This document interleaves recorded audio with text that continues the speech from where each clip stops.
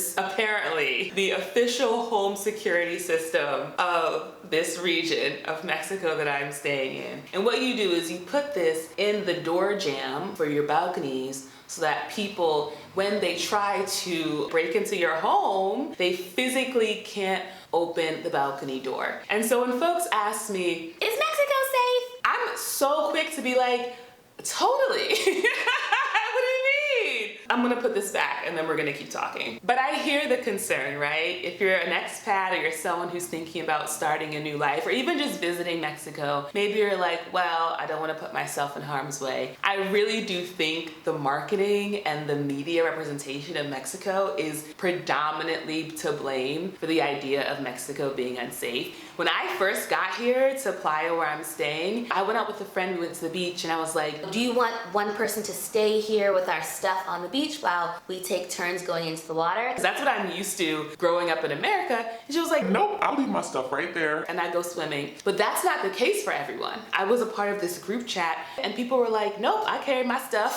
I got one of those little waterproof baggies and I carry my stuff with me into the ocean. So I think people truly do bring the level of safety that they have embodied into the world and into wherever they go. And if you're someone who kind of relates to the world from a place of people are out to get me, attacks are happening every minute, you know, like I'm not safe. If that's just kind of how you naturally see the world, of course you're gonna feel the same way about Mexico. For context, I grew up in Baltimore City. So you have to also hear everything I'm saying through the filter of this is a woman whose standard of safety involves growing up in Baltimore City. So for me, I found that I tend to feel safest when I am in areas that haven't been urbanized and developed yet, because truly this is a beach town that people are finding out about, people are coming to, and as a result, apartments and condos and developments are going up all the time. From where I'm staying in my apartment, I can look out and see 5 different buildings currently under construction. But there's a lot of the town that hasn't actually been that developed. And you don't even need to walk that further back away from like basically the beach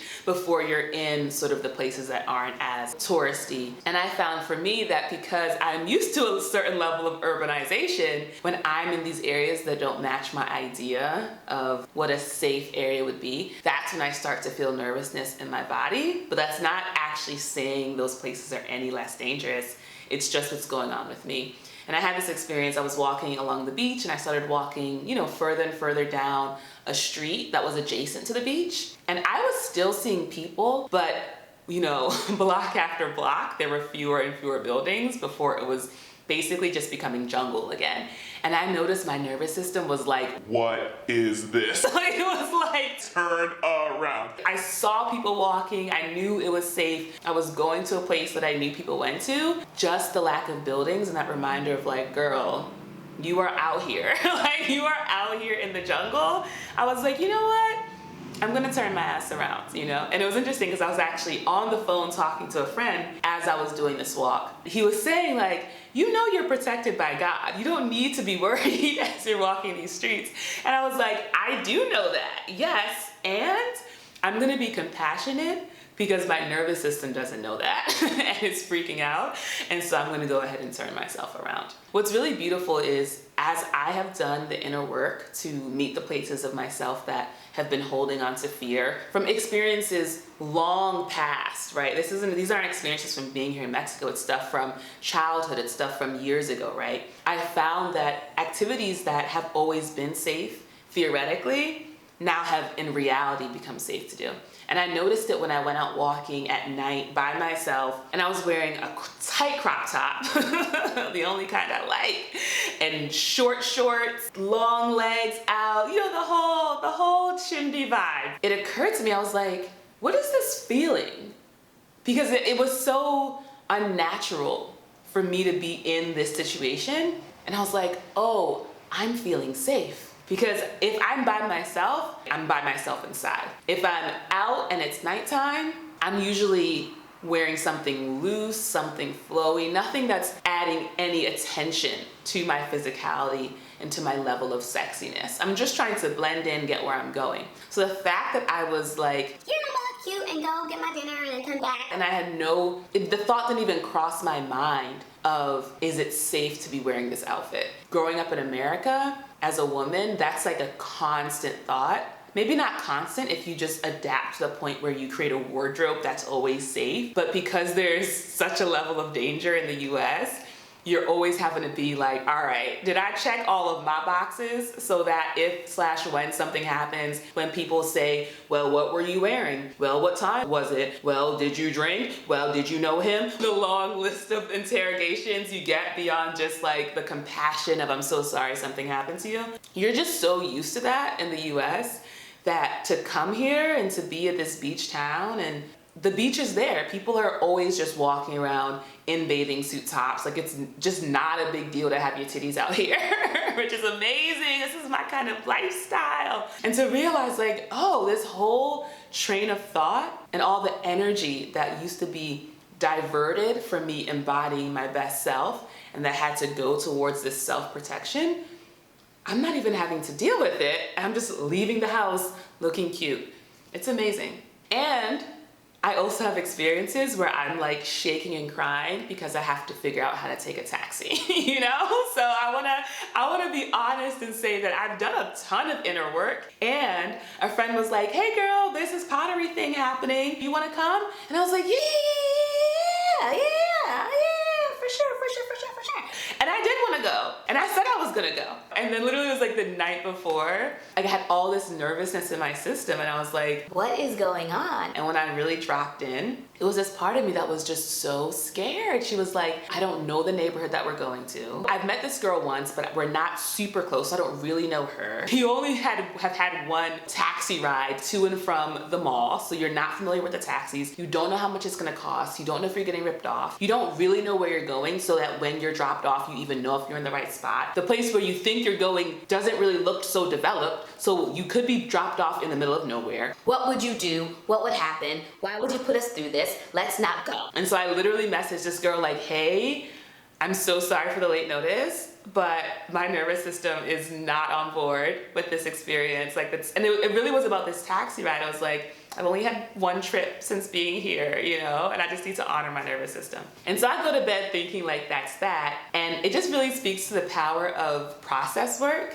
because doing the process of meeting the part of me that was genuinely scared, that allowed me to truly cry out the fear, I really didn't know how to move out of that state of fear. Like, I was just in it. And so I was calling on God, like, God, I need some help, because I'm just in this process, right? And then it was truly like a finger snap, and it was like, you're crying about texting someone that you just met that you can't go to something. That's your actual dilemma. And I was like, oh, right. I know how to send texts.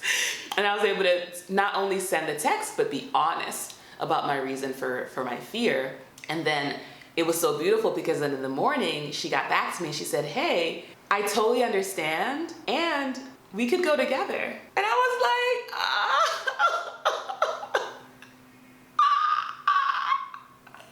It was so loving, and I appreciated it so much. And it was so beautiful, because truly I felt God saying like, girl, like, I got you.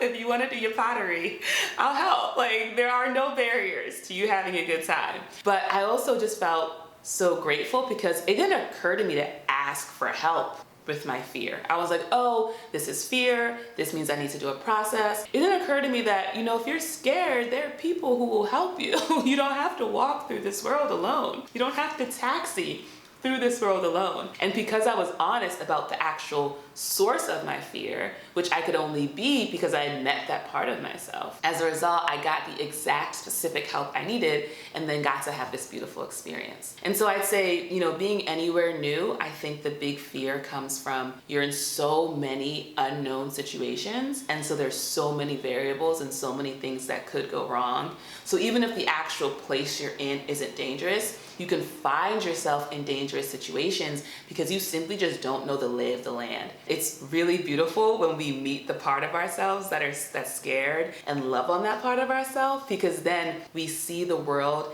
instead of being full of danger, it's instead full of these people who are ready and willing and happy to help us. And it's no problem at all for them to help us. And so I'm really, really grateful for that. And it also points to how fear keeps us from doing things that would be really, really fun and that we would have a really amazing time doing and we would make amazing memories through the experience of. And when we get to meet these fears, we then get to have a bunch of dope experiences. So I understand if you're clicking this video because you're genuinely concerned and you want to make sure you're keeping yourself safe, and that's so incredibly valid.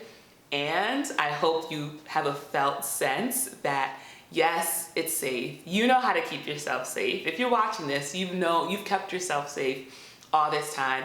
And even if you've been in like dicey situations, you survived them because here you are, and you can keep doing that, and you will keep doing that. And you can also simultaneously have a really beautiful, beautiful, fun time here in Mexico. Long way of saying yes, Mexico is safe. Come over. Come hang out with us. If you are a Black woman traveler or just a traveler in general, how have you felt safe as you've been traveling, and have you felt safe if and when you've traveled to Mexico? If you want to join me every Wednesday, I am hosting Hello Creators Digital Creator Roundtables. It's Wednesdays at noon, and you can join using the link in the description. And I'm a creative coach, so if you want some one-on-one support with your creative endeavors and just some creative life coaching, you want me to hold some space for you and help you plan some things and execute against some things, you can put some time on my calendar using the link in the description. Finally, I host Monday to Friday daily accountability calls. I actually have one coming up here at 2 p.m. Eastern time. And if you want to join those, that is through Patreon. All right, y'all, that is my spin cycle. I wonder if you can hear it in the background because I'm doing some laundry. We're getting that done today, all right? So hopefully the audio of this video isn't too compromised. Bye.